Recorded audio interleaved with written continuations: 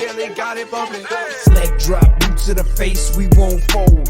Put a dude in this place, he out cold. With a tombstone, grapple the waist, get laid flat. Can't escape, nowhere to go, the cage match. It's on now, when I spot him, it's no problem. Everybody stone cold till they hit with the rock bottom. Sharpshooter, I won't miss him like Bret Hart. Like Al Snow, they gon' need him a head start. I just might catch a better body than Mickey James. Get acquainted with the name, we bringin' the pain. Like Kane in the ring, all I see is red. Paul era, Undertaker, I can see the dead. John Cena putting hands in your face. 10 DBS, keep a milli on the waist. B2TF, better stay in your place or get smacked down, play it safe. What you talking about?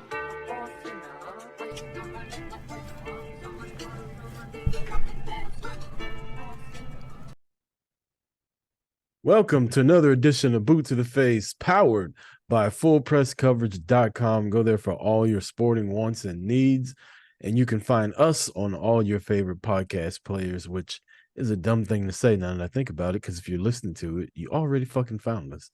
But leave us a review, leave us a like, share us with your friends that watch wrestling, and join us on our Discord, Twitter, Instagram, the whole nine. And you can find us on Linktree as well, where all of our merch is. I'm Chris Rucker. I'm here with EJ Reed. We will be bringing you some wrestling talk over the next 60 or so minutes and some NFL talk. A lot of shit going down in the NFL this week. How's it going, EJ? Man, I can't complain. Another day, another dollar. Like you said, it's a lot going on in wrestling and NFL. Motherfuckers getting fired on their day off. Overnight, too. They tried to sneak and do that shit. Like, ain't nobody gonna see this. Let me turn this pink slip in real quick. Yeah, let's do it overnight. Nobody be paying attention, so we can just sneak on in and get this guy out the paint. You know who ain't trying to sneak nothing by? Your boy Tony Khan. Apparently, he's got a big announcement to make tonight as we record on a Wednesday on AEW Dynamite. EJ, any predictions you want to try to guess what the announcement is? When did he announce this? It's all over Twitter and everything else. He made a long ass tweet about it being November and blah blah blah, and I have a huge announcement.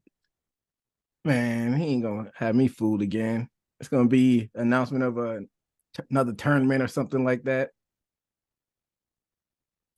Nah, I feel like he's had so many shitty announcements that we downplay them all, that everybody's like, I don't give a fuck about this announcement. And he's going to be like, we have a streaming service. Oh, man. You can find all AEW stuff on Max now. I'd be so salty if he said that the night I'm actually watching live, but that'd be dope. But it'd be shitty if I didn't see it live, though. Oh, you're not watching live tonight? I guess it isn't quite time for Dynamite. I mean, we might have an overlap. I mean, I guess I'll be able to fast forward it. So you're right. But yeah, I don't expect it to be anything significant. It's Tony Khan, man. Look who we talking about. Oh, good little play on words you said there, Tony Khan, man. You see what I did there? Bars.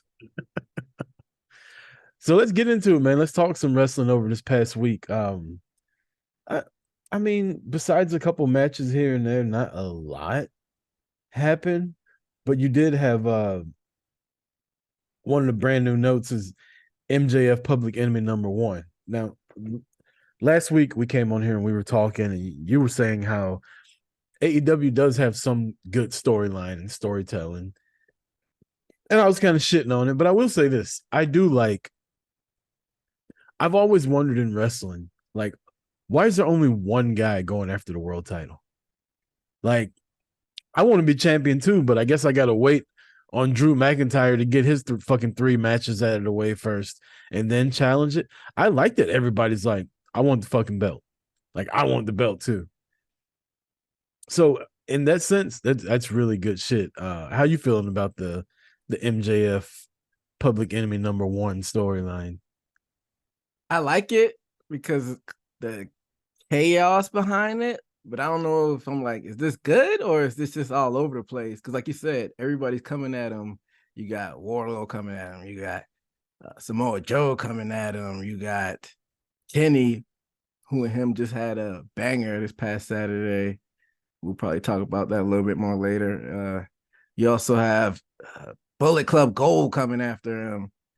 Kind of got Roddy Strong not coming after them really, but like being annoying mosquito on the side of him, and you got everybody coming at all of these angles from him, and you know, uh, Heavy is the head that wears the crown. He's got to thwart all these people coming after him. I like it, but if you don't rein it in a little bit, it could go out of control. And right now, they're doing a good job of, you know, playing everything out pretty evenly so far. So far, so good. But they're towing the line where if you don't play it right, where it could go left. So His head isn't too heavy because he don't have the fucking crown, and this is where my issue is. You have MJF versus Kenny Omega in a great match. Like, for all intents and purposes, this is a really good fucking match on TV. It didn't get a lot of pub going into it. I think it was, honestly, I think you threw away a really good pay-per-view match for nothing. But the point was that MJF has been champion for X amount of days, and Kenny Omega is the longest reigning AEW world champion in the company's history. So I did like the fact that they were like, well, let's fucking give Omega a shot at it, because if you're going to beat his record, you might as well beat him. Cool. Where's the fucking title? It's backstage over the shoulder of Jay White, who ain't even a fucking champion. So if Omega wins, what does he win? yeah, they kind of showed their hands when they had that storyline element into it where he doesn't have the physical title. I mean, you got the pin, so I'm sure if he won it, you could twist it some way, him trying to get it from the Bullet Club if Kenny would have won. But I get your point. Like, Yeah, could you imagine? Huh? Could you imagine winning the fucking world title and they don't hand it to you? Like, oh yeah, so you're the champ, but what happened was the last champion got jumped and they stole it.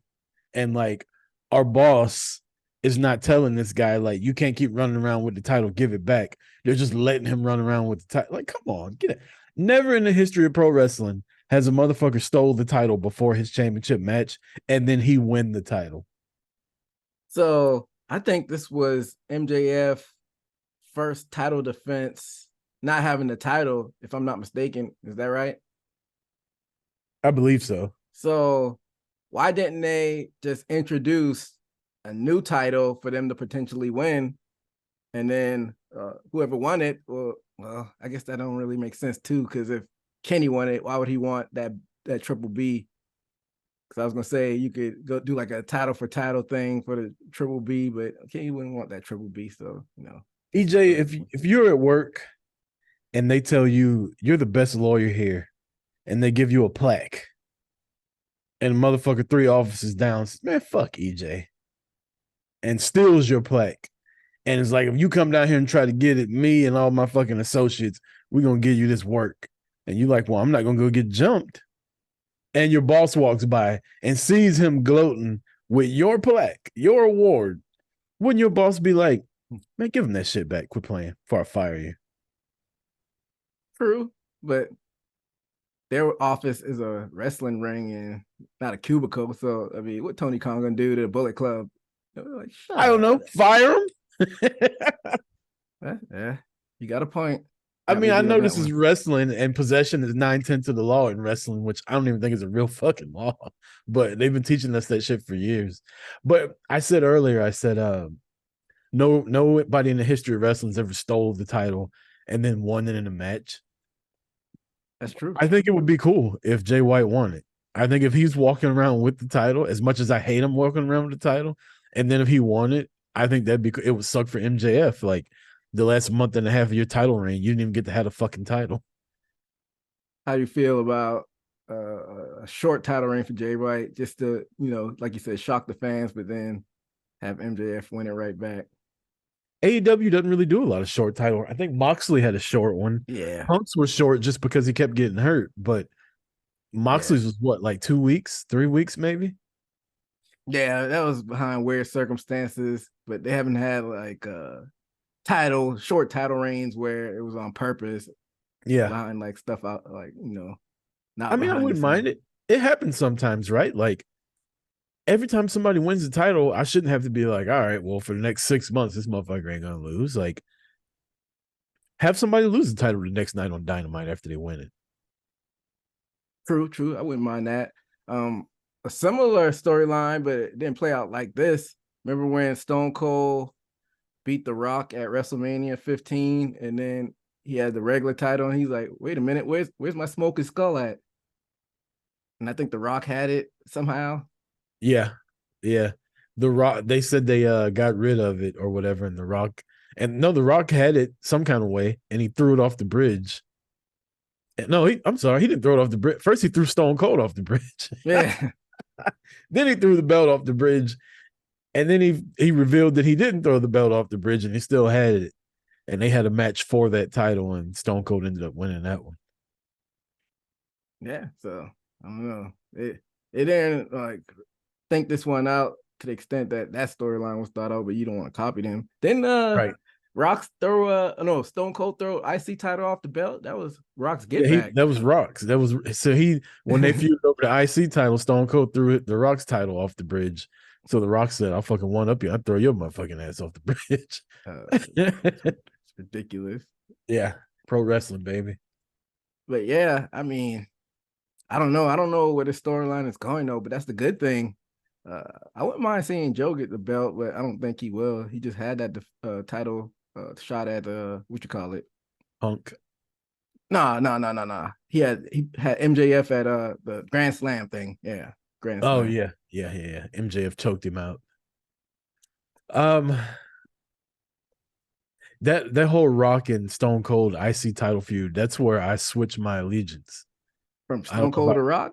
Yeah, I don't know if I ever told you that. I was a big Stone Cold fan back in the day. Nah. And then in that Intercontinental title feud, it was actually the Royal Rumble where The Rock came in at number 1 and lasted all the way to the end. Stone Cold won.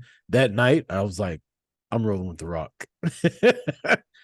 He was already like creeping up on being entertaining. And then when he fucking killed it in that Royal Rumble, I was like, yeah, that's my guy now.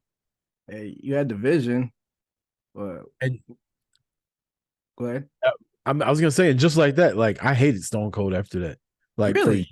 Yeah, I could not. He was against The Rock all the time. I was like, fuck Stone Cold. Kinda, but they kind of went their ways after that. They went their separate ways after that, and then Stone Cold's messing with DX and Mankind, Dude Love, Undertaker, and then once Rock joined Corporation, that's when they started beefing again. That's when I really hated Stone Cold.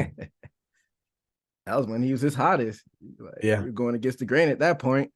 Hey man, I was with The Rock. I was with the people. They got me. They got my little 10-year-old ass when The Rock turned back to go to the Corporation on Mankind or whatever.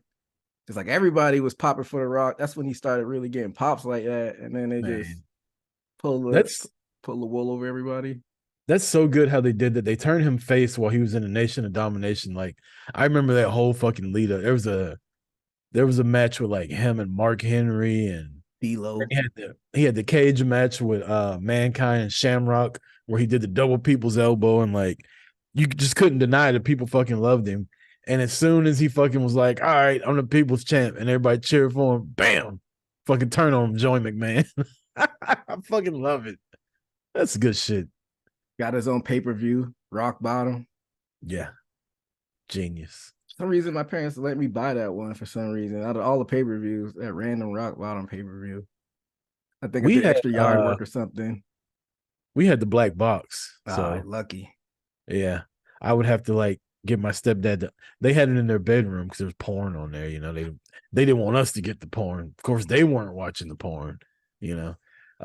So I would have to get him like on Sunday nights to either let me fucking stay in y'all's bedroom till 11 o'clock or bring that shit out to the living room. But once a month, they would bring it out, and I'd get to flip the little switch and watch wrestling and hope they fell asleep early, and I could watch a little Jenna Jameson and what's my girl's name?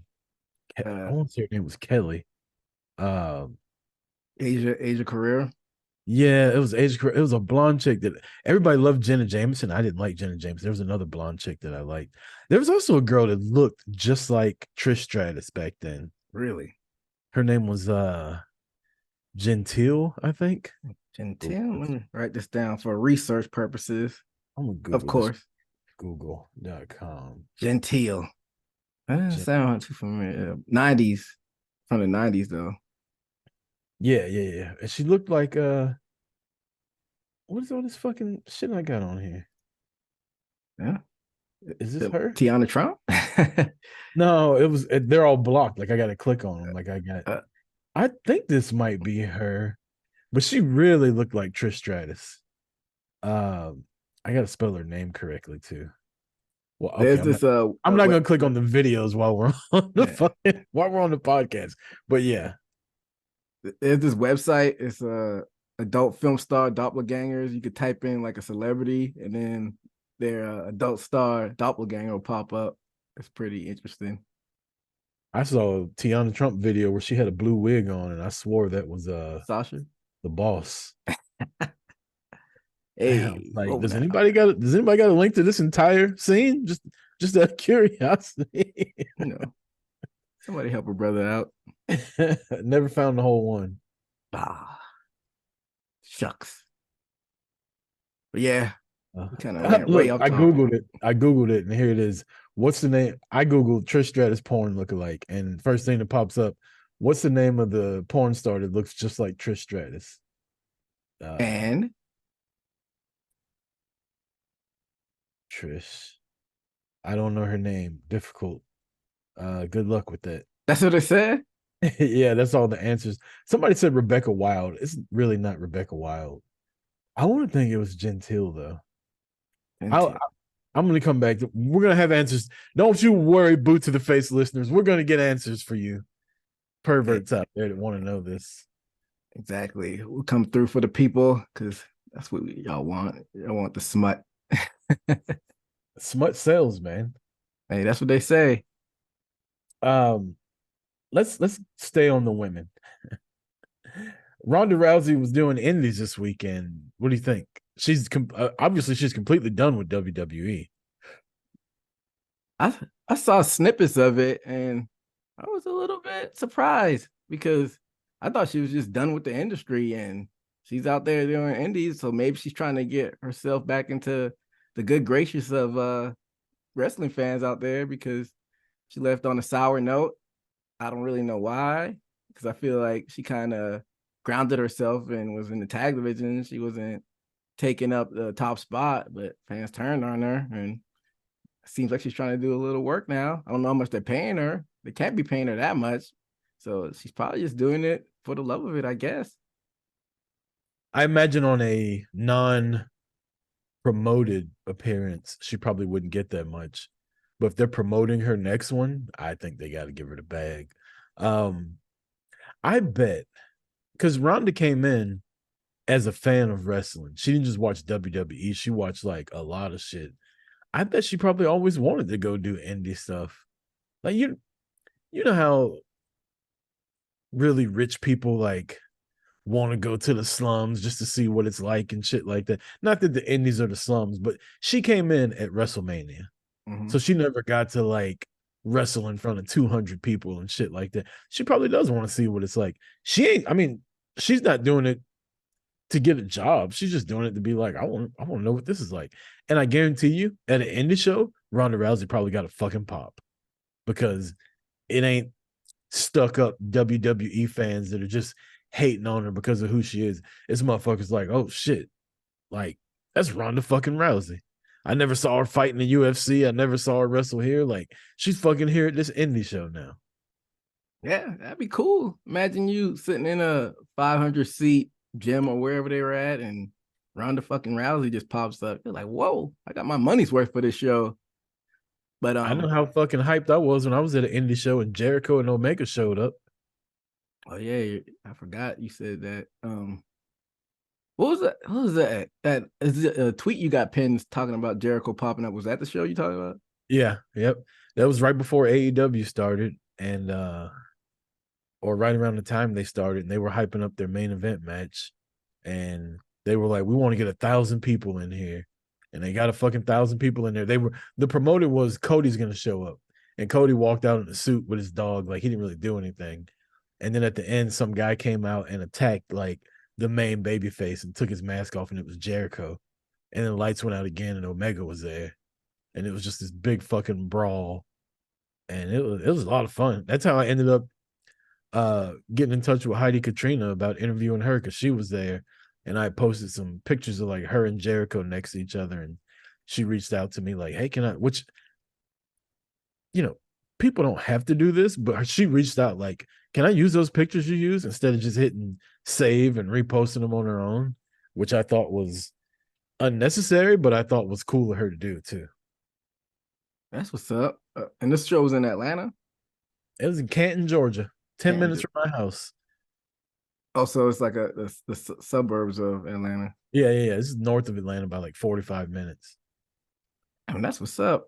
I'm surprised Jericho did something like that. Look at him. Well, the main guy that did their main baby face, he did a lot of video work for AEW at the beginning. He may still be doing it. They used a lot of the production guys that were at this show because it's local around here, and Cody knew them. They all went to like Cody's Nightmare Factory and shit like that. So they had already had these guys there. And I think, as a matter of fact, Jericho shot one of his music videos at their little church arena or whatever it's called. The guy that runs it is a pastor. Mm-hmm. And the place he does is like an old Dollar General store, and he has his church there. And then one Friday a month, they clear all that out and put the ring up. That's dope. Yeah. Who else was wrestling at that show? Tommy Dreamer was there. Ugh. Danny Jordan. That's where I learned of Danny Jordan. Kenzie Page, your NWA Women's Champion. She wasn't at that particular show, but she was. That's the first place I saw her. I saw her and Danny Jordan wrestle. Your boy Austin Theory wrestled there a couple times. Okay. Was he with the no, he couldn't have been with the company by then. No, this is before WWE. Yeah. Wow, he hasn't been in there since. You said this was 2018 or 2019? This was whenever the fuck AEW started. It started in 2019. Yeah, I'd have to go look at it. Well, I mean, he wasn't at that show. I can't remember everybody that was at that show. Jake the Snake Roberts was at that show though. That's what's up. I know DDP's been there. Scott Hall was there a couple times before he died. Like, a lot of the older wrestlers would come there. Lex Luger was there, and then they got a lot of young and up and coming guys that come there. Alan Angels, Alan Dark Order. Yeah, he was world champion there when I started going there. He was their champ. Huh. Maybe that's how he got on AEW's radar then. Yeah. He was in a group called what was their name? It was Danny Jordan, it was Alan Angels, it was I'm forgetting everybody's name now, but they had the dopest fucking theme music. I'll have to look it up somewhere. We're way off topic, but yeah. Hey, that's the charm of this show. Give you a little bit of everything. Yep. SmackDown Women's Division, or the Women's Division in WWE in general. I feel like there's such a difference in booking and in star power. Mm-hmm. On SmackDown, you have Io, who's a great champion, and she's basically being booked secondarily to Charlotte when she shows up. And this is more of a Charlotte Becky conversation also.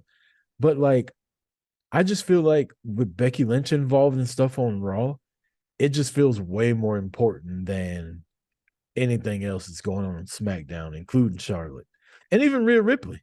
Whatever Becky's in feels more important than what Rhea Ripley's involved in with the women's division. But you got, like, we talked about MJF earlier. When Becky was NXT champion, she is running into motherfuckers left and right backstage like, I want the belt. I want the belt. And she brought up the women's division with everybody she wrestled. And I don't feel like SmackDown has anybody that can do that. We want these up and coming people to get a shot, right? And I feel like on SmackDown, there's nobody there until Bianca came back. Maybe Bianca can do it. But I feel like on SmackDown, there's nobody there that can bring up a Chelsea Green or a Shotzi or, people on the lower tier of the cards. But I feel like in the past couple months, Tiffany Stratton's been elevated. Lyra Valkyrie has definitely been elevated. Everybody Becky's wrestled basically has been pulled up as opposed to just buried. You feel the same or you disagree? You have a point. And this is where the void of Sasha Banks probably comes into play. She could have been opposite of Becky right now on SmackDown, but you don't have her right now. Like you said, Bianca just came back.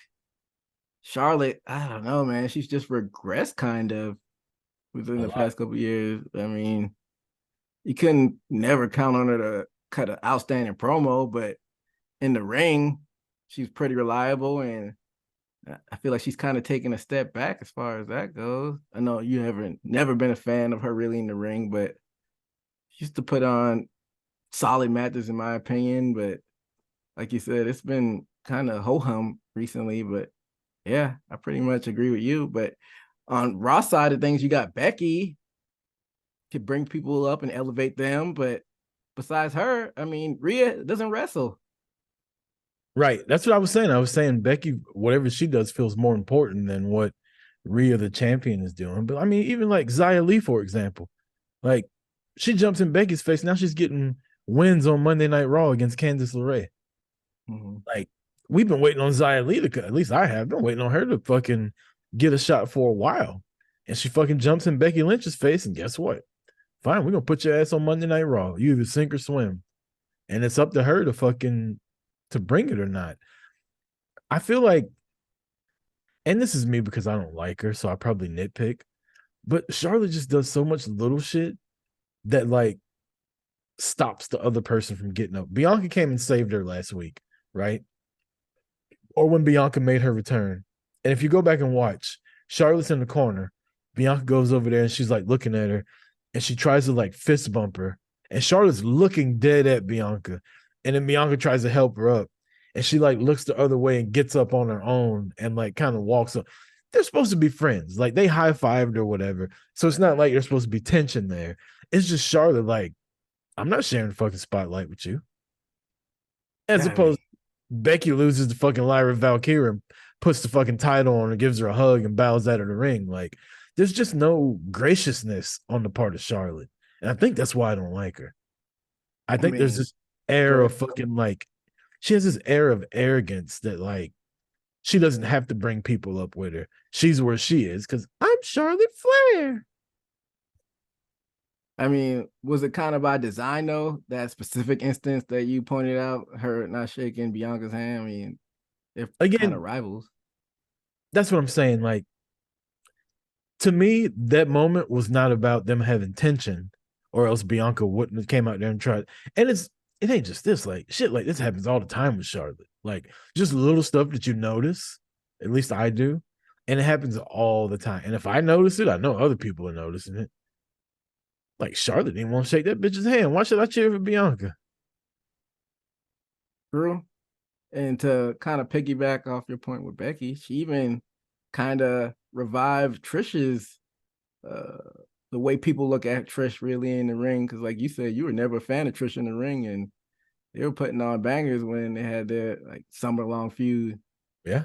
So that's just a reflection of how Becky has upped her game up, and number 29 to PWI 500 or PWI 250.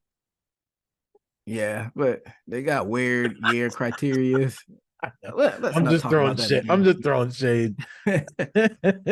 But I feel like they have the tools there to put people in that position, but the roles that they're in right now, they're not meant to play that position. You don't think if if Bailey was a face again, she could probably elevate people as well?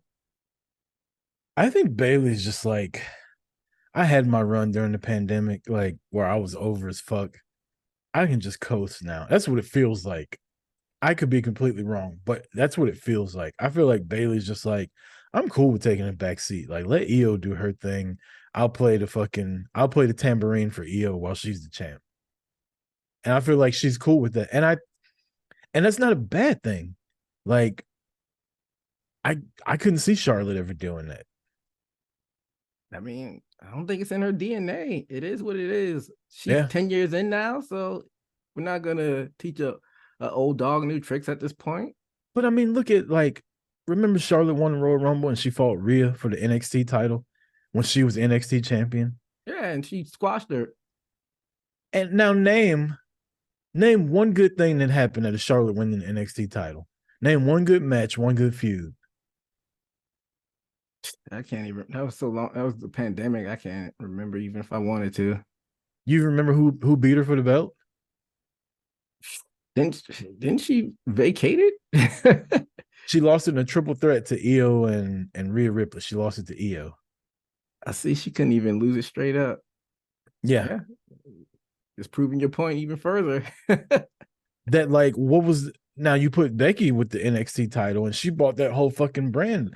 I don't know. It's just I think WWE has tools to make their women's division better. And let's be honest, like while Becky was the NXT champion, Raw and NXT was seeing so many more women on TV during that time. Like we've been here recording, and I'll be like, damn, there's another women's segment on. Like women been killing it tonight.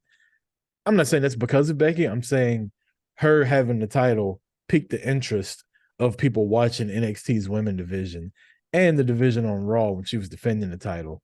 And when you have a world champion like Rhea Ripley, who's on that Roman Reigns title defense schedule, you know, you got to have somebody doing something. And she's basically the fucking workhorse. Yeah. You pretty much made the argument that she's the number one woman in the company right now. I'd say I shouldn't say the world because I don't watch Japanese wrestling and stuff like that, but all the wrestling I watch, Becky Lynch is the best women's wrestler going right now. Yeah. I think Rhea has potential, but she doesn't wrestle really right now. But that's not really her role, I guess, because she's basically the leader of Judgment Day. We're just basically going off Rhea's look and her gimmick right now. We're not talking about like can Rhea Ripley talk you into seeing a match? Probably. I'm not saying she can't. I'm not saying she can't. That's not what I'm saying either. I'm just saying I know Becky could. And then can Rhea go with everybody like Becky Lynch could? Or does she have to have certain dance partners? Because we haven't seen that yet. Yeah, that's true. What about the Bianca side of things? Can she do that? She can't. I think I really wanted her to come back with a rebrand. I kind of wanted her to get rid of the ponytail because like I think they lean on her ponytail too much during matches. And honestly, like I feel like it even annoys her sometimes when she's got to do moves and she's got to fucking grab it to make sure it doesn't get tangled up in the ropes or some shit like that. But I kind of wish they would have done away with that. And I kind of wish they would have made her a little bit more edgier. She didn't have to join the Street Profits, but like just make her a little bit more edgier than the candy coated Bianca that we've been getting for like 3 years that she's been on the main roster. So you want a complete overhaul then? Change the music, get rid of the ponytail? Not completely, but just like a couple little nuanced things. Don't be so happy, you know?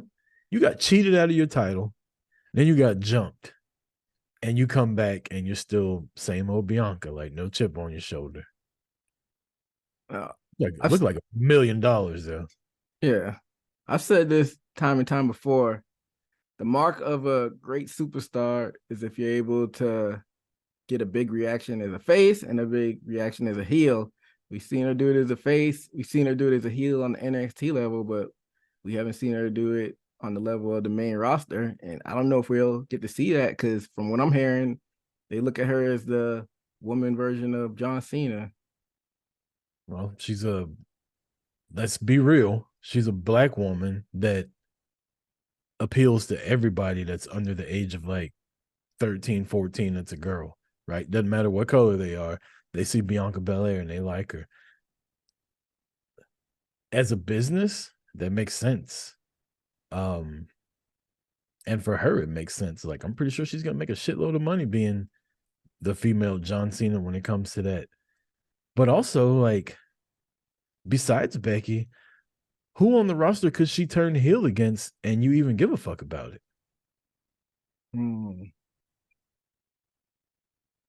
Not on SmackDown. The whole roster. You could pick the entire women's division on the main roster. Who would Bianca turn heel against that people wouldn't be like, I can see why she did that, and kind of still cheer? Like, if you wanted to get booze, she would literally have to turn against Becky, stop Becky from beating Rhea or something like that. She turns against Charlotte. Nobody gives a fuck. Yeah. WWE's at a weird spot where they're heel heavy. Besides her and Becky, because Rhea is basically a heel, even though she's a cool heel. Yeah. Nobody cares, like you said, about Charlotte. You got Damage Control heels. Chelsea Green tag team champions are heels. Xia Li heel. Like where are the faces at? The rest of the baby faces, though, they're not cared about. I guess if Liv Morgan came back, she could turn on Liv. Yeah. Well, That where would is probably, she? she was injured. She That would probably stayed. give her some don't do that. It's true though. Honestly, Yeah, I hope Liv Morgan comes back with a different gimmick. I would love that. She could win me over if she does that. Come back. Her and Lana come back and finish that lesbian storyline they had. Whoa, now I forgot about that. That's funny. Yeah, the writers forgot about it too. They just fucking did away with it one day. Like, no, it was no ending to it whatsoever. True. What about Little Miss Bliss? Has she had her baby yet? No, she was I saw her, she posted a picture on Halloween, like the skeleton outfit with the skeleton baby around the belly. She's been pregnant forever.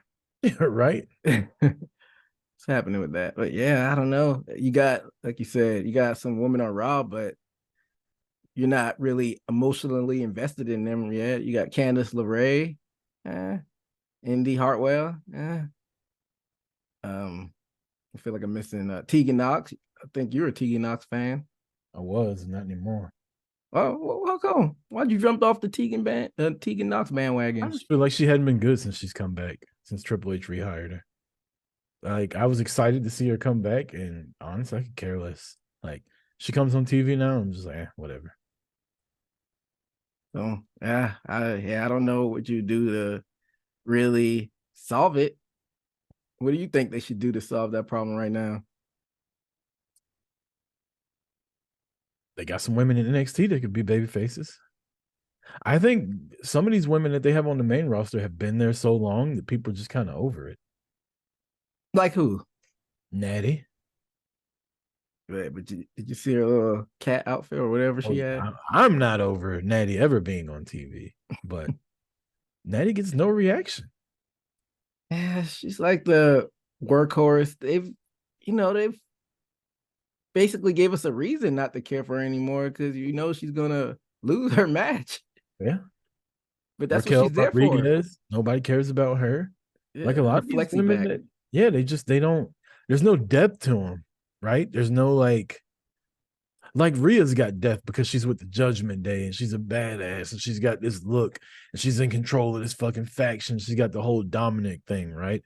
Becky's the man. Like, she's had this whole story that you followed her with this entire time. Bianca, came up from NXT. She won the Royal Rumble, blah, blah, blah. Charlotte, she's Ric Flair's dad. Like, all these women have stories behind them. Tell me a story about fucking Raquel Rodriguez or Piper Niven or Chelsea Green. Like, what's their WWE? I watch them and this is their story and this is why I like them or dislike them. Honestly, what's Io Sky's story besides she came back at SummerSlam? She runs around with Bayley and Dakota Kai and she cashed in. Like, she don't have a story. People cheer her because they like the way she does a moonsault. True. I was about to say, Raquel's story, she has back muscles. But and if you don't know that, she'll show you. Yeah, exactly. 1,000,000 times over. But you got a point, but whose story do we know? Becky's story, and we know Charlotte's story because they forced it on us. Do we know Bianca's story like that though? I mean, we were with her throughout her entire come up, from winning the WWE Royal Rumble to her match with Sasha to getting smoked by Becky and having to work her way back up, and the whole thing with Becky. Like, yeah, we got a story with Bianca. We got emotional connection with Bianca. So how do you lay out their story though? It has to, like you said, Bianca's story is embedded at this point because we've gone back with her, but coming into the company, did she have like a story laid out like that? No, that's what I'm saying. They need to start working on, if they want us to buy into these certain women wrestlers, like they pick as you're gonna be one of the workhorses in this division. They need to give them a story, give us a reason to give a fuck about them. Don't just send them out there, have them do a couple cool moves and call somebody a bitch, and then we're supposed to cheer for them. You know, Nikki Bella had a fucking story. Did she? I wasn't really watching it during the. Yeah, she was a Bella twin. She fucking turned on her sister because her sister was getting all the fucking pub, and then she became the longest reigning Divas champion in the history of the company, and learned how to fucking wrestle. But then again, you just named how her story evolved. Who was her story coming into the company though? She was a Bella twin. That's what I'm saying. It's not too late. That's what I'm saying. They need to give these people stories. So You okay, have to have a story coming in. You have to have a story to make me start caring about you. okay, so I get what you're saying. You're not necessarily saying they need a story coming in. Just they need to develop a story. Yeah, make me give a fuck. Yeah, cool. You're hot. You do good moves. All right. Now what? I still don't care if you win or lose, Gigi Dolan. I just like you being on TV to look at you. So, but it feels like they're maybe trying to build stories around them. It takes time, right? Because like you have to have a mid card, and right now I really don't care about it. But I don't really have a solution. I just gotta focus on putting more effort and making us care about it. I feel like the stories aren't stringing us along from week to week. I think that's a big problem as well. Because they'll have a match, they'll lose, and then they'll win the next week. You literally just said it. You said it takes time. And I don't think they're being patient with the women's division. I think they have Becky, they have Rhea, they have Bianca, and sadly they have Charlotte. Those are the new 4 horsewomen. And they make sure they take care of those 4 women, and everybody else just has to get in where they fit in. And I don't think that's enough. I think they could be creative too. Like you said, they don't necessarily need an origin story coming in, but what happened to vignettes, man? Like, I think vignettes help. Ryan Pillman was fucking killing his. Yeah, they do. You see it a lot on NXT, but you don't really see it on the main roster. They just show up, and then maybe leading up to a match, you'll see them show some NXT footage, and this is why this is a big match. I've been doing this for years. I think they did it with Candice LeRae and DIY, but that's not really a story like that because some people didn't watch NXT like that. So, yeah, I mean, it's kind of that weird time of the year where we got Survivor Series right around the corner. So maybe once Royal Rumble season kicks in, we'll start to see them, expound on the stories a little bit more, and you'll start to see a lot of people rise to the top. I like to be optimistic. You brought up NXT. One of your topics was a brand hot take. Yeah, we kind of been already talking about it some. I mean, I like SmackDown. I like Dynamite Collision. I know you're a little bit down on AEW right now, but Raw, man, like we talked about this before. I kind of just go through the motions on watching Raw. You got 3 hours of that show. I'm seeing the same variation of the main event every week. This week we had Sammy versus another Judgment Day member. It was in the Damian Priest. That was the main event. Mm-hmm. They'll put on good match. You'll have at least one, like, all right, that was a slapper match. But I feel like they're kind of going through the motions every week. And it's a lot better than it was when Vince was running it. It's kind of like you're eating Sonic burgers for all of these years, and then you finally get a steak from Sizzler or Texas Roadhouse. Longhorns. Longhorn. It's You not. can get a Jack Daniels and Coke for $4.99, Yeah. which they get Longhorns. Exactly. It's not quite Ruth Chris, but this is good. This is better than those Sonic burgers I've been getting. I feel like that's how Raw is now. Is Ruth Chris worth it? Oh yeah. It melts in your mouth like butter, man. Yeah, I've never been. I've wanted to. There's one like literally 5 minutes from my house at an Embassy Suites hotel, and I saw the price of it one year when I stayed there, and I was like, "Fuck that, we're going to Steak and Shake." Yeah. I haven't been in a while, but when I had my little security job right before I went back to law school, I was saving up some money. So I went a few times, and I'm like, man, it melts it. You don't need any steak sauce. Just melt in your mouth. I know Fogo de Chao was good, but that's more of an all-you-can-eat steak place. That's the Brazilian steakhouse, isn't it? Yeah, it's good really too. good. And you leave there with the meat sweats. Like you Man. don't have to eat for like 2 days after you leave Fogo de Chao. Man, you making me hungry. I still ain't eat yet. But I recommend you going like on Valentine's Day or something. Go to Ruth Chris. Ruth's Chris. You try it. Yeah, so and I was thinking about it. I'm like, is NXT the best brand in wrestling right now? After I watched that last night's episode, they got the storylines and they got the wrestlers and the in-ring product to go with it. Because after that match that Carmelo and Dragunov put on, they had the cliffhanger with him and Trick. I'm like, I can't wait to watch this again next week. Right. I was mad. Corbin's my boy, but I'm like, Corbin, what the fuck are you doing? Like, I got to find out what's happening with Trick and Mello. And it went off.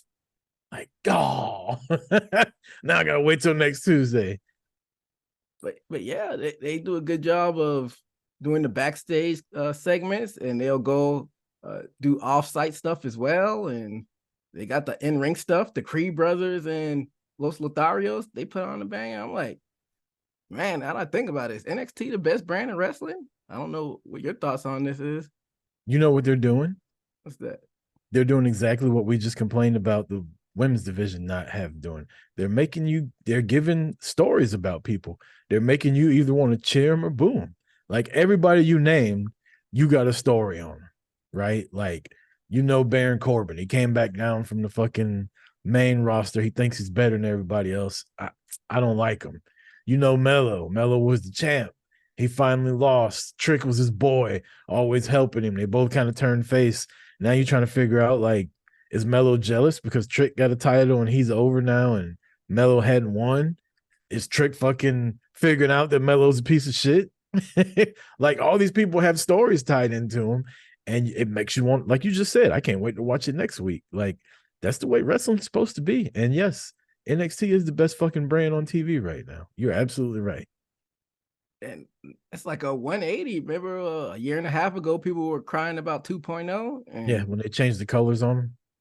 Slowly but surely.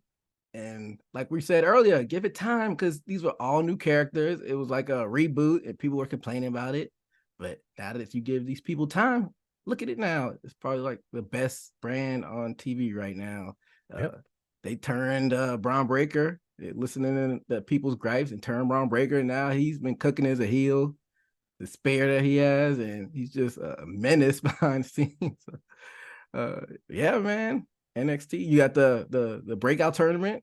Our girl Lola Vice. I keep calling her by her real name. Lola Vice won the tournament. So they like building the next generation slowly but surely.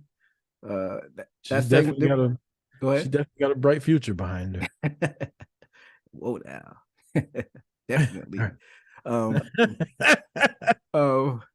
was I saying? We didn't talk about this because I think we were recording. I think you probably commented on it. You did comment on it. Our girl, what's her name? Fallon Henley dressing up like. Oh yeah, that was gold, man. She looked. I didn't even know it was Fallon Henley. If you remember, like I was like, there's some girl on here dressed like Tiffany Stratton, and I don't know who she is. And I had to watch it later. I didn't know it was Fallon, and then once they said it, I was like, oh fuck yeah, that's Fallon. But yeah, she wasn't bad as a blonde. I bet whoever her partner is, she probably makes them happy when she puts a wig on, switching it up, a whole new woman. Yeah, she did. Yeah. But they got to come out with that Dark Side of the Ring behind the scenes, like couples edition in wrestling. I would Oh love yeah. to hear all the stories about like who cheated on who and who Even cheated with who. yeah. Yeah. Yeah, that'd be definitely gold if they did that. I mean, they've done Yeah. everything else, so might as well come out with a couple's dark side of the ring. There's a But couple stories that like I would love to know the truth about that I'm not going to name on here because they might involve some friends of the show. ooh, we might have to talk about that off air. Yeah, I can tell you later. Uh, but yeah, I was gonna say, even with I know you don't like this group that much. Chase U, like I'm kind of invested on. You got this weird thing going on with Thea Hale and JC Jane pulling her dark side, but now they're back in good graces. But you got a feeling that it's not authentic. Like Yeah, they got multiple stories going on, and I know you're not a fan of this guy, but seems like Shawn Michaels is cooking. I'm not giving him the credit. What? So you're just not gonna give him the credit when credit is due? I didn't say it was due. I'm not going to give him the credit. Uh, okay, I guess that's how things work. Shawn Michaels, piece of shit. So it's all just happening by itself. Nobody's running it behind the scenes. I ain't giving Triple H the credit either. Fuck him. Fuck both of them. You know what? Let's go, Tony Khan. AE Dub. Hey, that's funny how DX was running amok and being assholes in '97, and now both of them basically running the company. Who would have thought? Right. Who would have thought that? But yeah, Let's go man, ahead. Unless are you I'm done with? done. Let's go ahead and predict Crown Jewel, and then we'll do our power rankings and NFL picks. We'll try to get through these pretty quick because we're running long, and AEW is starting. Let's get it. Crown Jewel. I got the card right here. Looks like it's gonna be a pretty lengthy card. I will be flying from Atlanta to Cancun while this is going on, so I'll try to stay off of social media until like Monday and watch it Monday morning. But we'll see. There's a kickoff show match. Sami Zayn and JD McDonough. Hmm. I'll take Sami Zayn, obviously. Yeah, give me Sami Zayn. Cody Rhodes and Damian Priest. They're getting a little heated, and I feel like there was somebody had posted like, what if this is leading up to Cody winning the title at Mania and Priest cashing in and stealing it from him, which I had thought about that too, but I think this is actually going to lead to fucking Cody versus Priest for the briefcase. Really? And that's how Cody will get his shot at Roman, is he'll fucking call him out at WrestleMania. I'm cashing in at WrestleMania 40, night 2. So you thinking that the Royal Rumble winner will go for Seth's belt if he still has it at the time? Yeah. And then you think Elimination Chamber is just gonna be for like a secondary title, probably. Maybe we'll do a tag team title match. Yeah, they haven't done one of those in a while. But in this one, I got Cody Rhodes winning against Damian Priest. Yeah, give me Cody. United States Championship, Rey Mysterio versus Logan Paul. I'm going to take Logan Paul to win and gallivant all across everything with that title. Well, right now we got all the same picks because I'm taking Logan Paul to be your new United States champion. WWE Women's Championship, Io Sky taking on Bianca Belair. Ooh, give me Io to retain.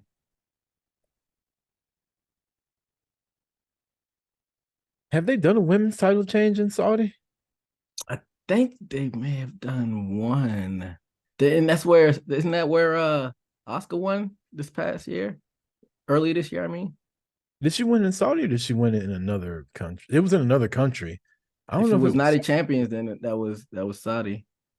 Maybe you're right. I think Bianca wins it back. You think so? Yeah, I think as much as people like Io, I think she's been a transitional champion, transitioning from Bianca back to fucking Bianca, I guess. But that's what they usually do though in the first reign. It's usually like a test run and it's usually not that lengthy. So you may be right. Yeah, Oscar beat Bianca earlier this year in Saudi Arabia. So maybe they do it again. Did she win the title there or did she keep the title there? She won the title there. Oscar defeaed Bianca Belair, champion. That's back when it was still a Raw title. Gotcha. John Cena taking on Solo Sikoa. It'd be funny if Solo won, just all this crying and complaining John's been doing about not winning in 5 years. But I'm gonna go with Super Cena to make his return and get his win. I almost think Solo has to win Why? because he doesn't ever win. I mean, he went on like a undefeated streak for like 6 months. He was beating who though? I mean, that's how you When it heat comes to somebody the up. when it comes to the fucking you heat him up just so you can feed him to Cody and John Cena and Jey Uso. Like, Yeah. he hadn't beat anybody of and LA Knight. Like, he ain't beat anybody of relevance. I feel like he on the way to WrestleMania, he got a big win over somebody, but it's been so long ago, I can't even remember. Now he's about to lose the fucking bald headed John Cena. With all that money, you think he'd get that fixed? Come on, Cena. I'm picking Solo.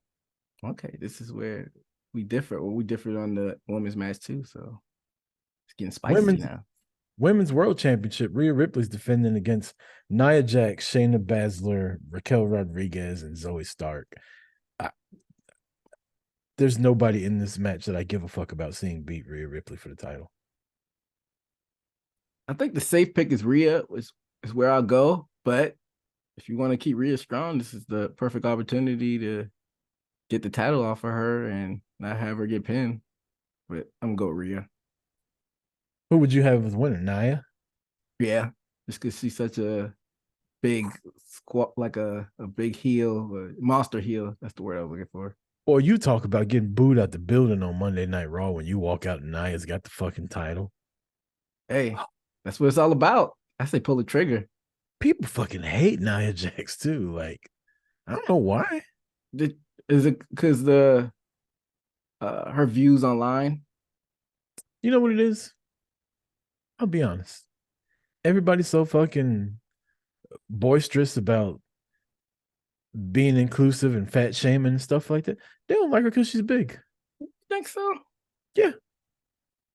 I don't want to get into her out of character politics because wasn't she like an anti-vax type person and all that? They didn't like her before that. mean, Honestly, I don't think that. I think just the look of Nia Jax, people don't like her. And because she don't give a fuck, people don't like her. Nia Jax, by the way, one of the prettiest fucking faces in wrestling. Yeah. Well, if that's the reason, when they're just pieces of shit, then. But yeah, people pieces of shit, EJ. But then weren't they cheering her for a little bit when she Bliss turned on her? Yeah, when Bliss was fat shaming her, they were like, "That's too much. We got to cheer for her." And then as soon as she won, they were like, "Nah, she's a little bit too. It's a little bit too much woman for me to cheer for." That's people. People are assholes and fickle. But if anybody was a hater, you would think I would because she fucking broke Becky Lynch's face. That's what made Becky a star, though. That's not what made her. I hate when people say that. It didn't make her a star, but it did help the visual. It did help. Yeah, it definitely did a lot for it. But I mean, she had to fucking get up and do it too. True. I got Rhea also, but I think if they do take it off of her, they should put it on Nia. Because nobody cares about Shayna Baszler. Nobody cares about Raquel. And nobody cares about Zoe Stark. Zoe's new, but what they've done to Shayna, I don't get. I mean, I know she came in when Vince was still around and the biting people's necks. The vampire wasn't a good start, but I feel like Triple H is trying to heat her back up. Remember she destroyed everybody in that fucking Elimination Chamber match to fight Becky at WrestleMania? Yeah. And what happened since?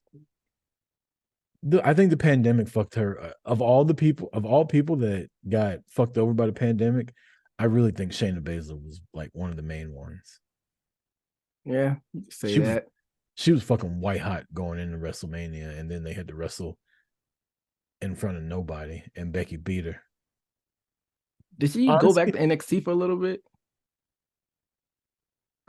Yeah. Honestly, I think if the pandemic wouldn't have happened, I think she probably beats Becky at WrestleMania.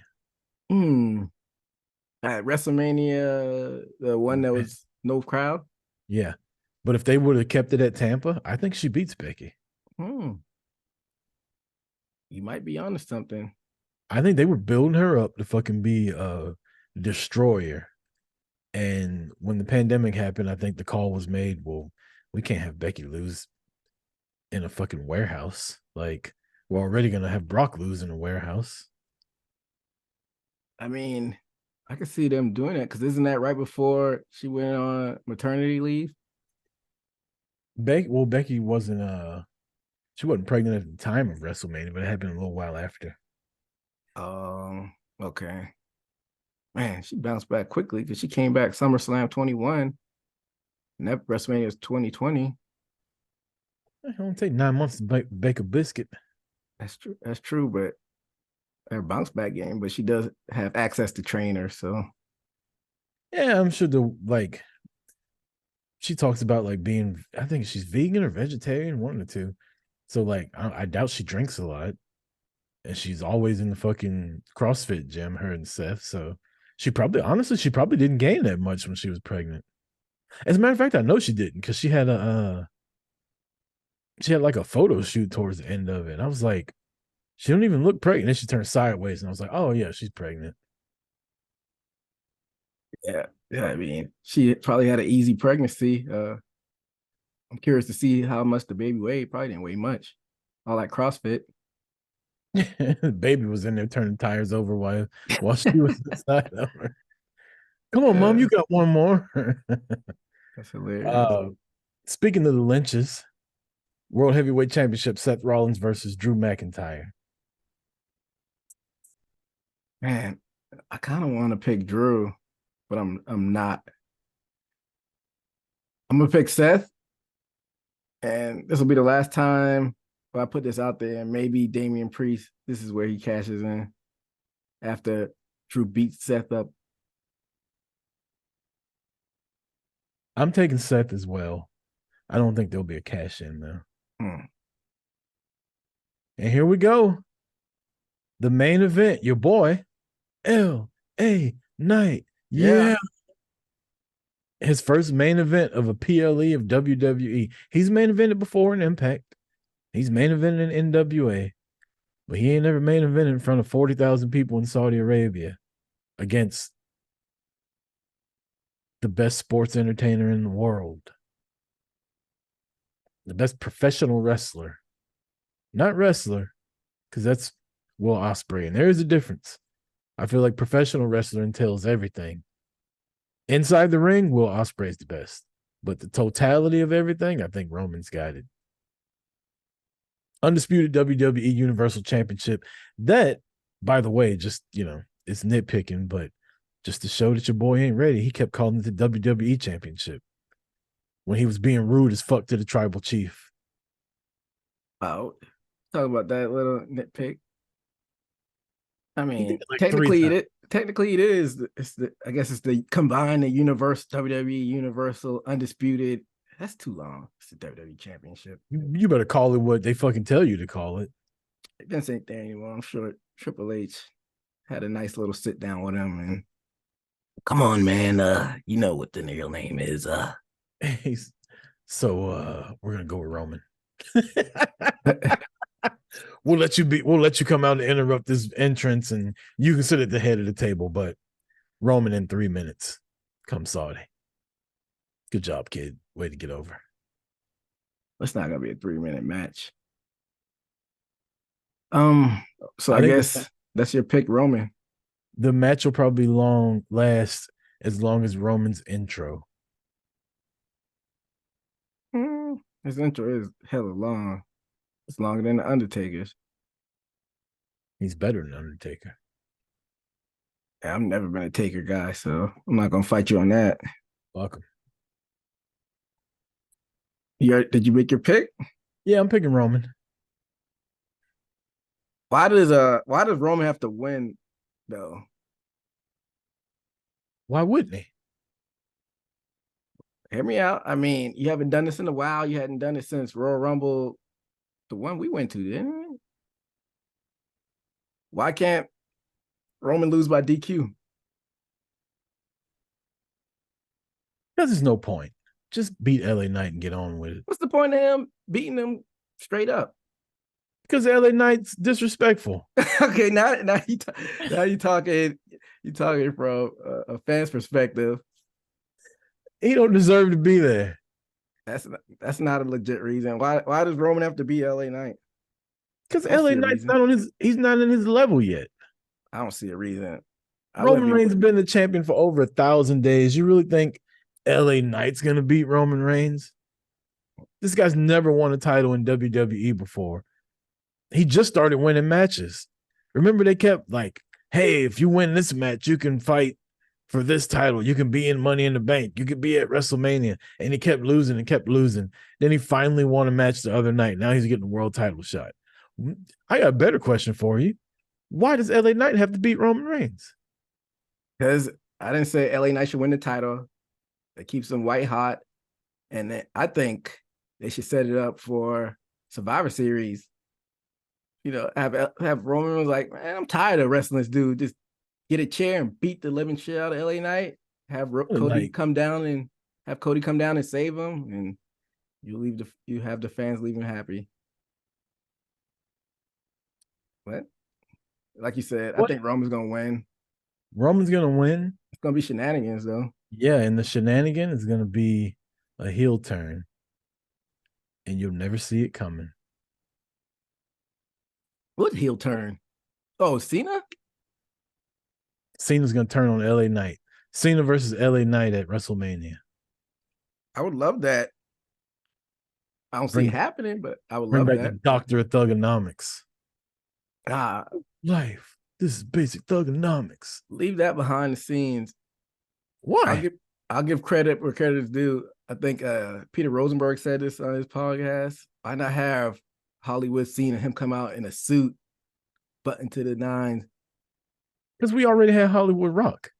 But he didn't come out. He came out like in a vest, like a suited down John Cena, just serious. That was basically The Rock dressed up, though. Like, not call him necessarily Hollywood Cena, have him just be like a serious character. Like, didn't Jericho do the same thing? Yeah. I don't know. I'd rather see Dr. Thugonomics Cena if he turns heel. But then people will start cheering him because people eventually started cheering that one because he was just so dope with his raps and stuff. Yeah, they need to start cheering him because after he beats LA Knight, he's gonna turn back babyface. So you're just gonna turn him just a few. I don't know. I mean, I'm sorry. After he loses to LA Knight, him and LA Knight will stand in the ring and he'll raise LA Knight's hand and he'll be back a face again and he'll get LA Knight over bigger than he's ever been. Yeah. I like Cena turning heel, but I don't know. I feel like you should probably leave Thugonomics in the past. Come up with something new. It doesn't have to be the suit idea, but something else. I'd be down for it. He's just come out and act like The Rock. Who, LA Knight? They already said. No, John Cena. I know you said. Just come out and be like, I said this guy was everything that was wrong with wrestling, and I was wrong. Now I get it. I'm too good for pro wrestling, just like The Rock was. This place doesn't deserve me, just like it didn't deserve The Rock. Hey, see, now you cooking. Hey, I can see Cena doing something like that. That'd be kind of dope. I'm all for it, but now that we put it out there in the universe, you know it's not gonna happen. Yeah. So who you got? I got Roman. By shenanigans, you know, retread what they've probably done in the past. Jimmy or Soul will come out. It is getting old. Like, I kind of was over it at SummerSlam when him and Jay wrestled. Like, I honestly would have rather he just beat Jay fair and square and have all that shit happen. How about this? What if they did it last year? I think at the same show, or that was Clash at the Castle. What if they introduced a new Bloodline member? Who?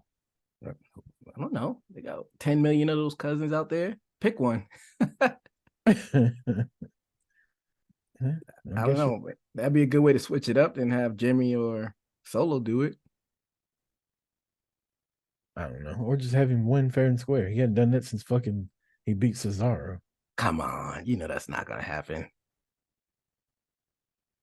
Not with LA Knight. The Princess will go crazy. We pay you all this money to have our guy lose like that? Niggas love Roman Reigns over there. I heard that they wanted LA Knight to be in this main event. That's the only reason why he's in this spot. What the little birdies are saying. He was over in Saudi Arabia before he really got the groundswell when he was over there for Night of Champions. I don't even think he was on that card. So. Yeah, they were chanting his name at the press conference. Mm-hmm. Yep. But Well, we don't have time to get to power rankings today. Aurora had some good ones on there too. You can go through yours if you want to.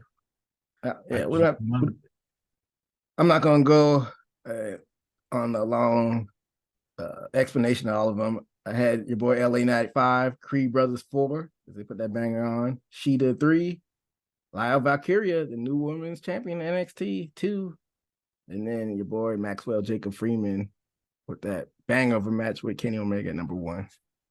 I had Sheeta at 5, Lola Vice at 4, MJF at 3.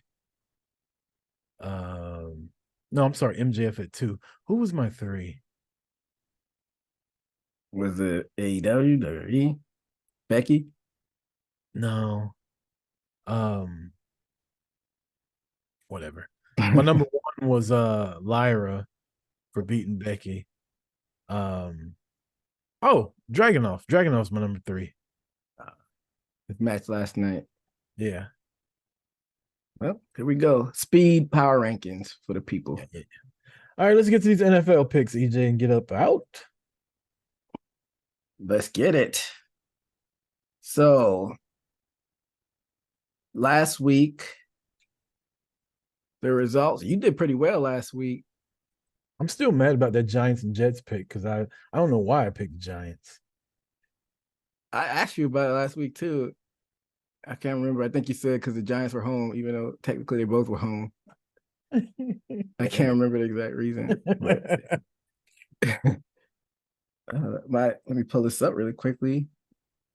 My system is being weird, but you went 10-6, and I went 11-5, so it was really close.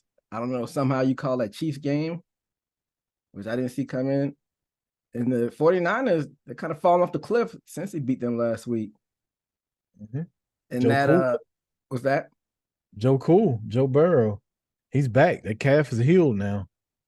Apparently, but they got some stiff competition with the Ravens as far as that division goes. And the year total is I'm 73-49, and you are 62-60, so you're above 500. You're creeping back in there. And I'm only got 10 wins over you right now, so slowly but surely. But also, we faced off each other in fantasy football. I was down 25 points going into Monday Night Football. And I had Devontae Adams. That's what I had in my other league. I had him and Myers. And those boys got me a total of 2 points. Bro, I was sure I was going to win. I woke up on Tuesday when I go to like fuck with my lineup and shit like that, and it said I lost. And I was like, wait, like, is there some kind of glitch? Like, there's no way I fucking lost. I was up by almost 30 points. And then I went and looked, and I'm like, I don't even know who the guy was you started. And he scored. He's the Lions running back. He's been balling for me. Yeah. I did the same thing. I said, this is over, but on the other side of things, because on my other league, I got both Devontae Adams and the Myers wide receiver, and I'm like, this is over. But I forgot I had Gibbs for a second, because then I woke up and like, oh snap, I won in the other league. So, it's a silver lining behind this. Yeah, that's funny. And the shitty thing is I started Pacheco for Kansas City instead of Gus Edwards. He got like 4 points, and I think Edwards had like 26. So I would have like. That's how it always works out. Yeah. I don't know why I would have not started Gus Edwards either. Like I literally picked him up off of waivers to be my other starting running back, and I've had him on the bench. But it is what it is. Yeah, in my other league, if I would have benched one of those Raiders receiver and put Hill in, I would have won in that one. So yeah, that's how it works sometimes. I think Devontae Adams about to find a spot on my bench for the next few weeks. I was thinking the same thing on my Yahoo League. You got the picks up in front of you? Yep. All right. Thursday night football. The Tennessee Titans at 3-4 travel to take on the 4-3 Pittsburgh Steelers. This is in Pittsburgh. Yep. The Titans. This is a tough one. I'm gonna say the losing streak continues for Pittsburgh. Give me Tennessee. I'll take Pittsburgh in this one. Wow. What a fucking game to put on at 9:30 a.m. from Frankfurt. The Miami Dolphins and the Kansas City Chiefs, 6-2 versus 6-2 at 9:30 a.m. Sunday morning. Holy shit. They definitely put a good one on over there. I know CBS is pissed off that the NFL took that game from them and put it on the NFL network at 9:30 in the morning. I just know they are. Sucks to be them. Who you got in that one? I'm gonna take the Dolphins. I was gonna take Miami too. I don't trust KC's offense right now. They're not giving Patrick Mahomes any help with his receivers. I don't think they have the firepower to keep up with him. They're gonna stall out, so that's why I'm taking Miami. The Minnesota Vikings at 4-4 with no quarterback travel to Atlanta to take on the 4-4 Atlanta Falcons. Give me the Falcons.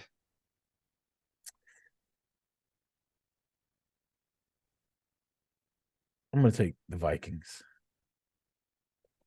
All right. Seattle Seahawks at 5-2 travel to Baltimore to take on the Ravens. I got Baltimore. Yeah, I'm with you. I'll take the Ravens as well. The Arizona Cardinals travel to Cleveland to take on the Cleveland Browns. I'll take Cleveland. Yeah, that Browns defense is something vicious. So going with the dog pound as well. Here we go. The LA Rams travel to Green Bay to take on the Packers. LA Rams are just not good right now, but I don't I trust don't know what's up with Matthew Stafford's thumb. Is he going to play? I don't know, but I don't really trust the Packers either. This will be like what separates us, these like 50-50 games. Somebody's got to win. So I'll go with the home team, I guess. Give me Green Bay. Outdoors at Lambeau with the Hollywood team. Yeah. I'll take the Rams. You're either going to blow me away this week or I'm going to fucking catch you. Basically, yeah. You got the Tampa Bay Buccaneers traveling to Houston to take on the Texans. Damn, another game where it could go either way. But yeah, I guess I'll take Houston to bounce back.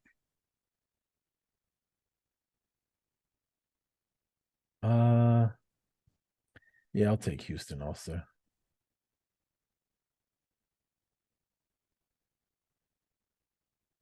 The Washington Commanders versus the New England Patriots, days after Washington just traded away their entire defensive line and basically admitted to their fan base, we're giving up. This is in New England. Mm-hmm. Yes, I gotta go with the Patriots, even though I'm not high on them. Yeah, I'm gonna take the Patriots also. The Chicago Bears travel to New Orleans to take on the NFC South leading New Orleans Saints. Actually, the Falcons are leading. Yeah, I'm about to say, but that's not a good division this year. Yeah, they're both 4-4 though. Give me the Saints.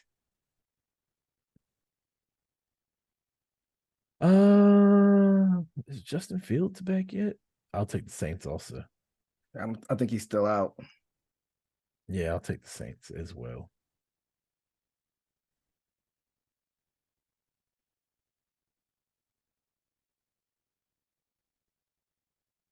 The Indianapolis Colts travel to Carolina to take on the Panthers. I'll take the Colts in this one.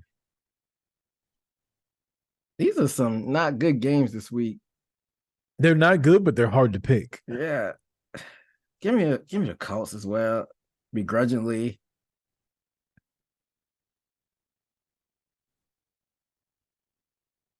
The New York Giants take on the Raiders. Another awful Jeez. game. Give me the I don't even know the Giants quarterback name. I'm taking the Raiders. Usually when coaches get fired in the middle of the fucking season, the team fucking They rally. galvanizes and for at least a couple weeks. I'll take the Raiders. Yeah, I guess I'll go with the Raiders too. I don't even know the Giants quarter. They don't have a quarterback because Tyrell Taylor got injured. What's wrong with Daniel Jones? He's been injured for a while. I don't know what's wrong with him, but he's been injured for a while. Does the NFL have a QB problem outside of the top guy? It's like, yeah. It's time for the main. Oh, you didn't make your pick yet. I said Raiders. The main event of the evening, EJ. The 5-2 Dallas Cowboys travel to Philadelphia to take on the 7-1 Philadelphia Eagles. Who do you have? Hey, like I've said on a previous podcast, you can't accuse me of being a homer. I think our Cowboys are going to split the series, and this is where they drop it. They're dropping in Philly. So, begrudgingly, I'm going to go with Philly getting this one. Give me the Cowboys. And if I'm wrong, man, I'll be a happy guy. But you got the Cowboys? Yep. You think the team from last weekend shows up again? I would love it. I got the Cowboys by 10. 10 points on the road. Mm-hmm. I say if the Cowboys win, I think it'll be like a field goal game, but I wouldn't be mad at that. Send the 3 turnovers by Jalen Hurts. Send the people home, Philly mad. I might actually watch fucking that show with Joy Taylor and Sean McCoy the next day. Oh, they Cowboy haters? Oh, yeah, big time. Joy Taylor is? She's turned into the biggest Dak hater. Like, every time he does something good, she's like, yeah, but what about the past 30 years? That's literally her answer to anytime somebody brings up a good point. She's like, yeah, but they haven't won in 30 years. They're like, what the fuck does that have to do with Dak? She's like, well, he needs this. Like, she hates on Dak. So her and Shady McCoy sit there and like hate on Dak so bad on this. I've never watched it. I just see the clips on Twitter where people get mad about it, and then they go back and piece little things together that she said. Or how come you? Basically, people accused her of like giving Jalen Hurts a pass for how bad he's been playing, even though they're winning. She's like, well, they've been winning. And people were like, well, Dak was winning last year too. Yeah, but Jalen Hurts went to the Super Bowl. It's like, but we can't go to the Super Bowl this week. We're just talking about right now. So, yeah, Joey Taylor turned into a fucking, not a Cowboys hater. She turned into a Dak hater. Like, she shits on him big time. Well, first take, I most saw Cowboy haters. Now you got Shannon and Stephen A. tagging up. But I didn't know Joey was hating on Dak and then the Cowboys. I mean, isn't she a Dolphins fan? So I don't know who I just know she's fine. Yeah, I think she's a Dolphins fan, and her team hasn't won since she's been alive. So yeah, they won't talk. She won't get ratings for talking about that though. She'll get ratings for like shitting on the Cowboys. But you know why Sean McCoy's hating? He was an Eagle, so yeah, I expect that out of him. But I expect more from you, Joy Taylor. Do better. She's like, yeah, well, I'm cashing these checks. True. These fucking Louis Vuittons ain't cheap. True. Her Instagram is a lot of fun though. Got me on that. Yeah, I've seen. I wonder if she's still with what's his face, the basketball coach Earl. I can't remember his last name. She's with him for a while. But hey, haters gonna hate. The Buffalo Bills travel to Ohio to take on the Cincinnati Bengals. Ooh, this is hard. I think Cincinnati keeps their momentum going. Give me the Bengals. The Bills lose to teams they're not supposed to, and the teams that you think are better than them, they beat. And I feel like they're going to beat the Bengals. This is in Cincinnati. Mm-hmm. Okay. 8:20 Eastern, Sunday night football. So, like you said, this is your week to catch up. We got a bunch of different picks. The Los Angeles Chargers travel to New York to take on the New York Jets on Monday night. Give The me, give Jets me, are give me the actually Chargers. the Jets are 4-3. They're like Yeah. holding on, man. And you know your boy Rogers he's like 3 weeks away from coming back. Okay. He rush it if he wants to. His Achilles will be popping right back off the bone like a piece of stewed chicken. 2, 3, 4, 5, But 6. yeah, they are 4-3, but they're not a pretty 4-3. So the Chargers got to get back on track. So I'm gonna pick them. If the playoffs started today, the Jets would be one team out. They'd be the number 8 team. Well, The Bengals would be number 9. really? Yeah, they're 4-3. Hmm. So this game against Buffalo is pretty big. I think the Bengals will be a wild card team. If the playoffs started today, your Dallas Cowboys would be the number 5 seed to take on the Atlanta Falcons. I would love that because I would definitely go to that game. I hope that happens. Yeah, if Dallas doesn't win the first round bye and they have to go on the road, I hope they have to play whoever's in the NFC South. I just I I rather for some reason I'd rather go to Philly than 40 somehow the 49ers, because right now they're not even winning their division. It's the Seahawks. I wouldn't mind going to Seattle. Uh but for some reason I don't like Santa Clara. Cowboys play weird when they go there for some reason. Yeah. I feel like in order for Dallas to get to where they want to get to, they're going to have to beat San Francisco. What if we could avoid them? I mean, I would love to. I'm just saying, I feel like that's not how football works. I think they're going to have to beat them. I mean, I wanted to avoid them last year. And you know what would have happened? Seattle could have beat them, and Seattle had them on the ropes and then ended up losing to them. And that would have avoided everything because if you look at the road that the Eagles had to take to get there, they got a first round bye. They beat Daniel Jones and the Giants to get to the championship.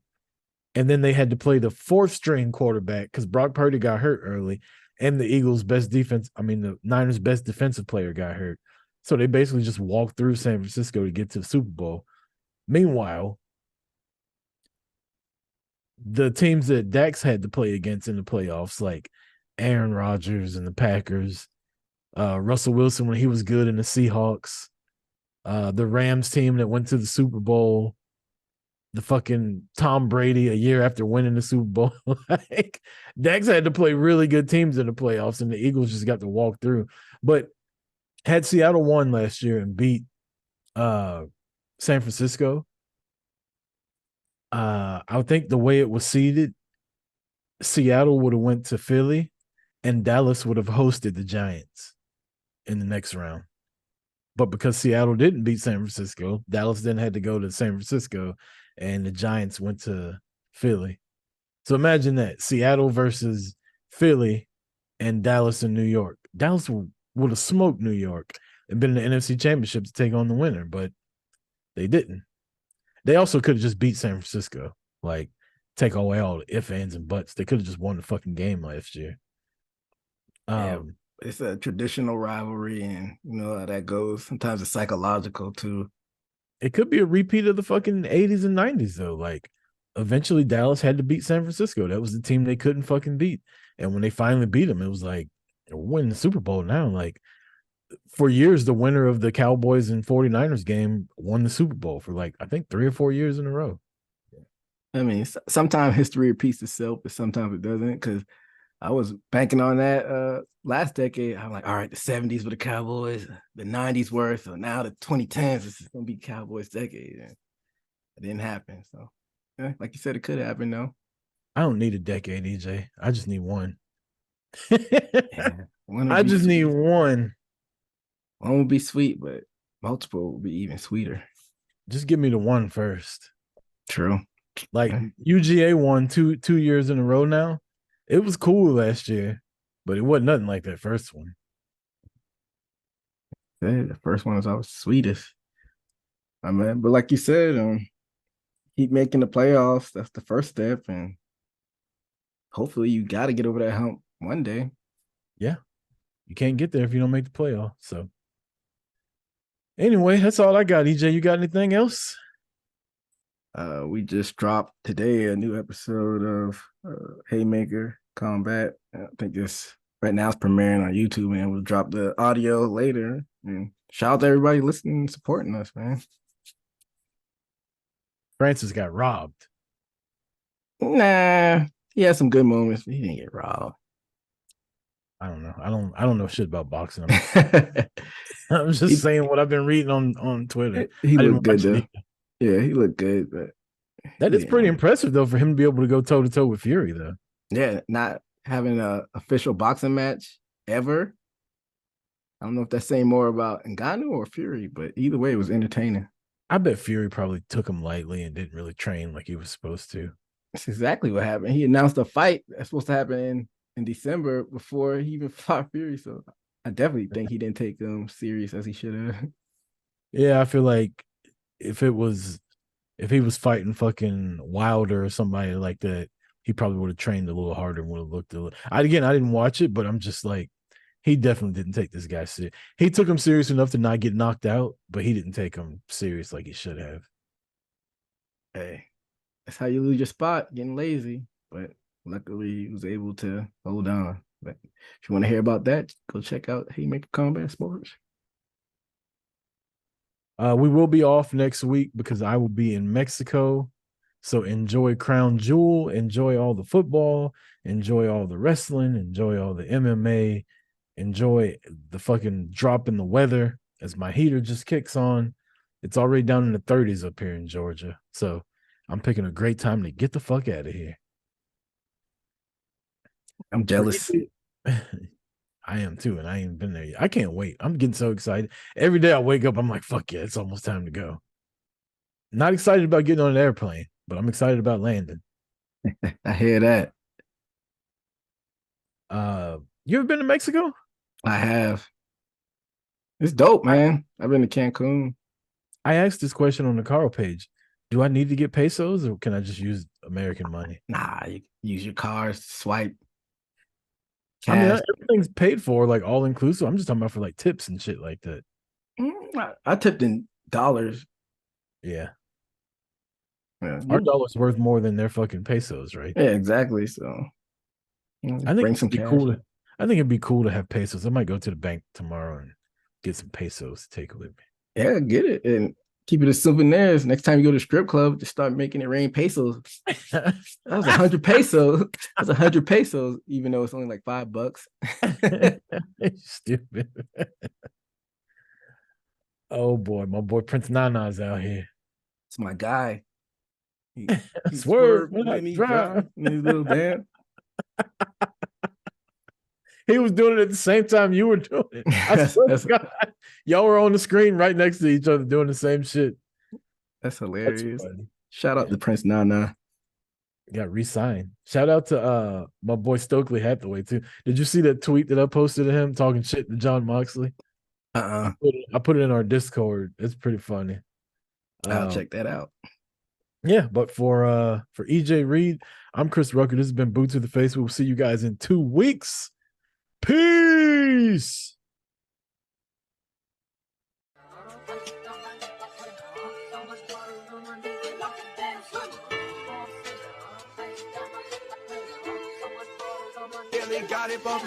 Leg drop, boot to the face, we won't fold. Quick to put a dude